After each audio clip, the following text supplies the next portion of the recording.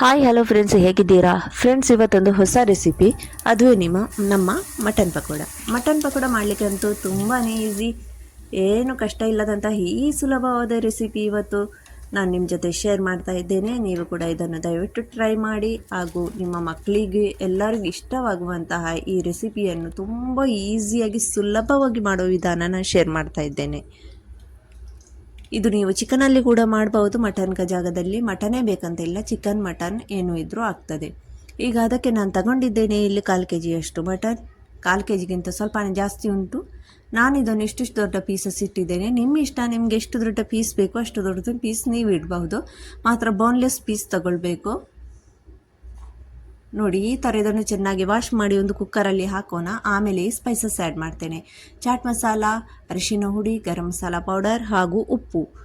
Garam masala powder ನಿಮ್ಮ ಮನೆಯಲ್ಲಿ ಇಲ್ಲ ಅಂದರೆ ನೀವು ಮೀಟ್ ಮಸಾಲ ಪೌಡರ್ ಕೂಡ ಯೂಸ್ ಮಾಡಬಹುದು. ಚಾಟ್ ಮಸಾಲ ಹಾಕೋದ್ರಿಂದ ಇದರ ರುಚಿ ಇನ್ನಷ್ಟು ಜಾಸ್ತಿ ಆಗ್ತದೆ. ಇಷ್ಟು ಸ್ಪೈಸಸ್ ಹಾಕಿದ ಮೇಲೆ ನಾವು ಇದಕ್ಕೆ ಹಾಕೋಣ ಗಾರ್ಲಿಕ್ ಜಿಂಜರ್ ಪೇಸ್ಟ್, ಒಂದು ಅರ್ಧ ಟೀ ಸ್ಪೂನಷ್ಟು. ಆಮೇಲೆ ಇದನ್ನು ಈ ಥರ ಚೆನ್ನಾಗಿ ಮಿಕ್ಸ್ ಮಾಡೋಣ ಒಮ್ಮೆ. ನೋಡಿ, ಈ ಥರ ಚೆನ್ನಾಗಿ ಒಮ್ಮೆ ಮಿಕ್ಸ್ ಮಾಡಿಕೊಳ್ಳೋಣ. ಮಿಕ್ಸ್ ಮಾಡಿದ ಮೇಲೆ ಇದಕ್ಕೆ ಈಗ ನೀರು ಹಾಕಿ ಒಂದು 5 ವಿಸಿಲ್ ಆಗೋ ತನಕ ಇಡ್ತೇನೆ. ಯಾಕಂದರೆ ಇದಕ್ಕೆ ಜಾಸ್ತಿ ನೀರು ಹಾಕಬಾರ್ದು. ಜಾಸ್ತಿ ನೀರು ಹಾಕೋದ್ರಿಂದ ಮತ್ತು ನೀರು ತುಂಬಾ ವೇಸ್ಟ್ ಆಗ್ತದೆ. ಅದಕ್ಕೋಸ್ಕರ ಇದರ ಟೇಸ್ಟ್ ಎಲ್ಲ ನೀರಲ್ಲೇ ಇರೋದ್ರಿಂದ ನಾವು ಇದಕ್ಕೆ ಬೇಯಲಿಕ್ಕೆ ಎಷ್ಟು ಬೇಕೋ ಅಷ್ಟೇ ನೀರನ್ನು ಹಾಕಿ ಒಂದು 5 ವಿಸಿಲ್ ಆಗೋ ತನಕ ಇಡೋಣ. ಅಂದರೆ 5 ವಿಸಿಲ್ ಅಂದರೆ ಇದು ತುಂಬಾ ಬೇಯ್ದು ಎಲ್ಲ ಹುಡಿ ಆಗಬಾರ್ದು. ನಮಗೆ ಇದು ಬೇಯ್ದರೆ ಸಾಕು ಚೆನ್ನಾಗಿ, ಅಷ್ಟೇ. ಈಗ ನೋಡಿ, ಕುಕ್ಕರದ್ದು ಮುಚ್ಚಳ ಇಡ್ತೇನೆ ನಾನು. ಆಮೇಲೆ ಇದನ್ನೊಂದು 5 ವಿಸಿಲ್ ಆಗೋ ತನಕ ಇಡ್ತೇನೆ. ಈಗ ನೋಡಿ, ಇದು 5 ವಿಸಿಲ್ ಆದಮೇಲೆ ಬೇಯ್ದಿದೆ ಚೆನ್ನಾಗಿ. ನೋಡಿ, ಈ ಥರ ಚೆನ್ನಾಗಿ ಬೇಯ್ದಿದೆ. ಇಷ್ಟು ಬೇಯ್ದ್ರಂತೂ ಸಾಕು. ಆಮೇಲೆ ಇದು ನೀರನ್ನು ನೀವು ವೇಸ್ಟ್ ಮಾಡಬೇಡಿ. ಇದು ನೀರನ್ನು ಒಂದು ಪಾತ್ರೆಯಲ್ಲಿ ಹಾಕಿಡೋಣ. ಒಂದು ತಟ್ಟೆಯಲ್ಲಿ ಹಾಕ್ತಾ ಇದ್ದೇನೆ ನಾನು. ಅದು ತಣ್ಣಗಾಗಲಿ, ಚೆನ್ನಾಗಿ ತಣ್ಣಗಾಗಲಿ.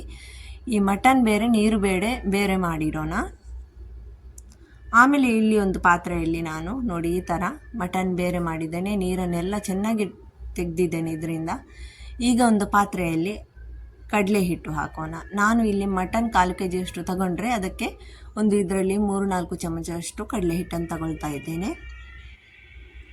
ಯಾಕಂದರೆ ಆ ನೀರು ಕೂಡ ಈಗ ನಮಗೆ ಯೂಸ್ ಮಾಡಲಿಕ್ಕಂತೂ ಮಟನ್ ಬೇಯಿಸಿದ ನೀರು ಕೂಡ ತಣ್ಣಗಾಗಬೇಕು ಚೆನ್ನಾಗಿ. ಈಗ ನೋಡಿ, ಆ ಮಟನ್ ಬೇಯಿಸಿದ ನೀರನ್ನು ಈ ಕಡಲೆ ಹಿಟ್ಟಿಗೆ ಹಾಕೋಣ. ಇದರಲ್ಲಿ ಇನ್ನೂ ತುಂಬ ಟೇಸ್ಟ್ ಇರ್ತದೆ. ಅದಕ್ಕೋಸ್ಕರ ಇದನ್ನು ವೇಸ್ಟ್ ಮಾಡಬಾರ್ದು. ಮಟನ್ ಅದೆಲ್ಲ ಟೇಸ್ಟ್ ಈ ನೀರಲ್ಲೇ ಇರ್ತದೆ. ಈಗ ಇದನ್ನೊಮ್ಮೆ ಈ ಥರ ಚೆನ್ನಾಗಿ ಮಿಕ್ಸ್ ಮಾಡ್ಕೊಳ್ತೇನೆ. ನೋಡಿ, ಇನ್ನೂ ತುಂಬ ಜಾಸ್ತಿ ನೀರಿದ್ದರೆ ನೀವು ಇದು ಕಡಲೆ ಹಿಟ್ಟನ್ನೆಲ್ಲ ಮಟನ್ ಬೇಯಿಸಿದ ನೀರಲ್ಲೇ ಮಿಕ್ಸ್ ಮಾಡಿಕೊಳ್ಳಿ. ಇಲ್ಲ ಅಂದರೆ ಒಳ್ಳೆಯದೇ. ಇನ್ನೂ ಕೂಡ ನೀರು ಕರೆಕ್ಟಾಗಿ ಬಂದಿದೆ ಅಂದರೆ, ಈ ಥರ ಉಳಿದಿಲ್ಲ ಅಂದರೆ ಖಾಲಿ ನೀರಲ್ಲೇ ಮಿಕ್ಸ್ ಮಾಡಿಕೊಳ್ಬೇಕು. ಈಗ ಇದಕ್ಕೆ ಸ್ವಲ್ಪ ಸ್ವಲ್ಪ ನೀರು ಹಾಕಿ ನಾನು ಮಿಕ್ಸ್ ಮಾಡ್ತಾ ಹೋಗ್ತೇನೆ. ನೋಡಿ, ತುಂಬಾ ತೆಳುವಾಗಬಾರ್ದು ಇದು, ನಮಗೆ ಇದು ದಪ್ಪನೇ ಬೇಕು.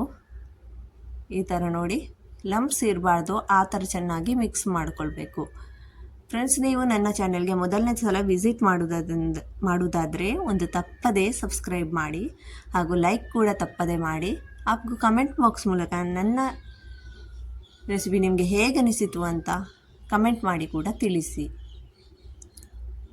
ಇದನ್ನೆಲ್ಲ ಈ ಥರ ನೋಡಿ ಚೆನ್ನಾಗಿ ಮಿಕ್ಸ್ ಮಾಡ್ತೇನೆ. ಆಮೇಲೆ ಸ್ವಲ್ಪ ರುಚಿಗೆ ತಕ್ಕಷ್ಟು ಉಪ್ಪು, ಯಾಕಂದರೆ ಇದು ಮಟನ್ ಬೇಯಿಸಿದ ನೀರಲ್ಲಿ ಕೂಡ ಉಪ್ಪಿತ್ತು, ಅದಕ್ಕೋಸ್ಕರ ಉಪ್ಪು ಸ್ವಲ್ಪ ಕಮ್ಮಿ ಹಾಕ್ತಾ ಇದ್ದೇನೆ. ಹಾಗೂ ಇಲ್ಲಿ ಗಾರ್ಲಿಕ್ ಜಿಂಜರ್ ಪೇಸ್ಟ್ ಕೂಡ ಒಂದು ಅರ್ಧ ಟೀ ಸ್ಪೂನ್ ಹಾಕ್ತಾ ಇದ್ದೇನೆ. ಆಮೇಲೆ ಇಲ್ಲಿ ನಾನು ಕೊತ್ತಂಬರಿ ಸೊಪ್ಪು ಸ್ವಲ್ಪ ಜಾಸ್ತಿ ತಗೊಂಡಿದ್ದೇನೆ, ಹಾಗೂ ಒಂದು ಈರುಳ್ಳಿ ಹಾಗೂ ಹಸಿಮೆಣಸು ಒಂದು. ನಿಮಗೆ ಜಾಸ್ತಿ ಖಾರ ಬೇಕಂದರೆ ನೀವು ಸ್ವಲ್ಪ ಜಾಸ್ತಿ ಹಸಿಮೆಣಸು ತಗೊಳ್ಳಿ. ಇದನ್ನೆಲ್ಲ ಸಣ್ಣಗೆ ಕಟ್ ಮಾಡಿ ಹಾಕ್ತಾ ಇದ್ದೇನೆ. ಈರುಳ್ಳಿ, ಕೊತ್ತಂಬರಿ ಸೊಪ್ಪು ಹಾಗೂ ಹಸಿಮೆಣಸು. ನೋಡಿ, ಈ ಥರ ಮಿಕ್ಸ್ ಮಾಡ್ಕೊಳ್ಳೋಣ. ಇಷ್ಟು ದಪ್ಪ ಬೇಕು ಇದು ನಾನು ಸ್ವಲ್ಪ ಹೊತ್ತು ಮುಂಚೆನೇ ಮಿಕ್ಸ್ ಮಾಡಿ ಇಟ್ಟಿದ್ದೇನೆ. ಅದಕ್ಕಾಗಿ ನಾನು ಇದಕ್ಕೆ ಬೇಕಿಂಗ್ ಸೋಡಾ ಹಾಕ್ತಾ ಇಲ್ಲ. ಯಾವತ್ತೂ ನೀವು ಮಿಕ್ಸ್ ಮಾಡಿ ಇಡುವಾಗ ಬೇಕಿಂಗ್ ಸೋಡಾ ಹಾಕಬೇಡಿ. ಇದನ್ನು ಕಾಯಿಸ್ಲಿಕ್ಕೆ ಬರುವಾಗ ಬೇಕಿಂಗ್ ಸೋಡಾ ಹಾಕಿ. ರೆಡಿ ಮಾಡಿ ಯಾವಾಗ ನೀವು ಮಾಡಲಿಕ್ಕೆ ರೆಡಿ ಮಾಡ್ತೀರಿ ಆಗ ಬೇಕಿಂಗ್ ಸೋಡಾ ಆ್ಯಡ್ ಮಾಡಬೇಕು. ನಾನು ಇದನ್ನು ಫಸ್ಟಿಗೊಂದು ಅರ್ಧ ಗಂಟೆ ತನಕ ಹಾಗೆ ಇಟ್ಟಿದ್ದೆ. ಆಮೇಲೆ ಬಂದು ನಾನು ಟೈಮ್ ಆಗುವಾಗ ಬೇಕಿಂಗ್ ಸೋಡಾ ಹಾಕಿ ಇದನ್ನು ಕಾಯಿಸ್ಲಿಕ್ಕೋಸ್ಕರ ರೆಡಿ ಮಾಡ್ತಾ ಇದ್ದೇನೆ. ಈಗ ಇದಕ್ಕೆ ನಮ್ಮ ಈ ಮಟನ್ ಬೇಯಿಸಿದ ಮಟನಲ್ಲೆಲ್ಲ ಹಾಕೋಣ. ನೋಡಿ ಈ ಥರ ಎಲ್ಲ ಮಟನ್ ಹಾಕ್ತಾ ಇದ್ದೇನೆ. ಪೀಸಸ್ ದೊಡ್ಡ ಪೀಸಸ್ ಅಂದರೆ ಇನ್ನೂ ಚೆನ್ನಾಗಿರ್ತದೆ. ನಾ ಮಾತ್ರ ಇಲ್ಲಿ 1/4 kg ಅಷ್ಟೇ ತಗೊಂಡಿರೋದ್ರಿಂದ ನಾನು ತುಂಬ ಸಣ್ಣಗೆ ಪೀಸ್ ಮಾಡಿದ್ದೇನೆ. ನಿಮಗೆ ದೊಡ್ಡ ಪೀಸ್ ಮಾಡಿ ಮಟನ್ ತಗೊಂಡ್ರೆ ಈ ಪಕೋಡ ಕೂಡ ತುಂಬ ದೊಡ್ಡದಾಗ್ತದೆ. ನೋಡಿ ಈ ಥರ ಡಿಪ್ ಮಾಡಿ ಇದರ ಮಧ್ಯದಲ್ಲಿ ಈ ಥರ ಒಂದೊಂದು ಪೀಸಸ್ ಬರಬೇಕು. ನೋಡಿ ಇದನ್ನು ಒಳ್ಳೆ ಕಾಯ್ದ ಎಣ್ಣೆಗೆ ಹಾಕೋಣ. ಎಣ್ಣೆಗೆ ಹಾಕಿದ ಮೇಲೆ ಎಣ್ಣೆ ಚೆನ್ನಾಗಿ ಕಾಯ್ದಿರಬೇಕು. ಆಮೇಲೆ ಇದನ್ನು ಗ್ಯಾಸ್ ಸ್ಲೋ ಮಾಡೋಣ. ನೋಡಿ ಇದು ಒಂದು 2 ಹಾಕಿ ನೋಡಿದೆ ನಾನು ಫಸ್ಟಿಗೆ ಕರೆಕ್ಟಾಗಿ ಬಂದಿದೆಯಾ ಅಂತ.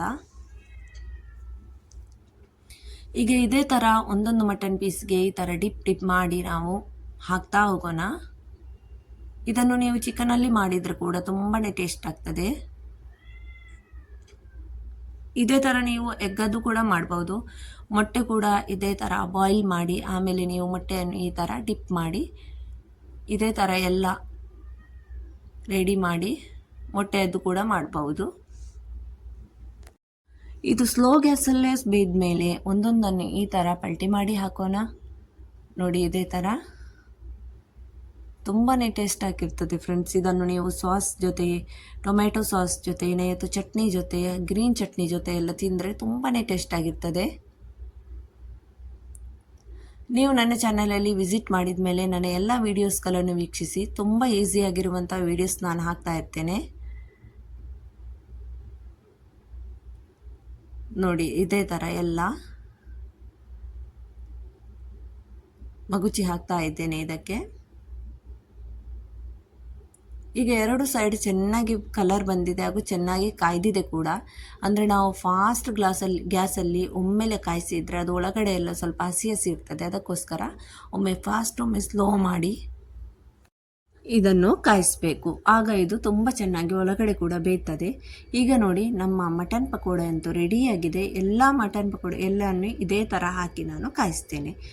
ಈಗಂತೂ ಇಷ್ಟು ಚೆನ್ನಾಗಿ ಇದರ ಪರಿಮಳ ಬರ್ತಾ ಉಂಟು ಅಂದರೆ ತುಂಬಾ ಚೆನ್ನಾಗಿದೆ. ಈಗಂತೂ ನಮ್ಮ ಮಟನ್ ಪಕೋಡ ಅಂತೂ ರೆಡಿಯಾಗಿದೆ. ನೀವು ಒಮ್ಮೆ ಟ್ರೈ ಮಾಡಿ ಫ್ರೆಂಡ್ಸ್. ಖಂಡಿತ ನಿಮ್ಮದು ಕೂಡ ಇದೇ ಥರ ಬರಬಹುದು ಅಂತ ಅನಿಸ್ಕೊಳ್ತೇನೆ. ನೆಕ್ಸ್ಟ್ ವಿಡಿಯೋದಲ್ಲಿ ಭೇಟಿಯಾಗೋಣ ಇನ್ನು.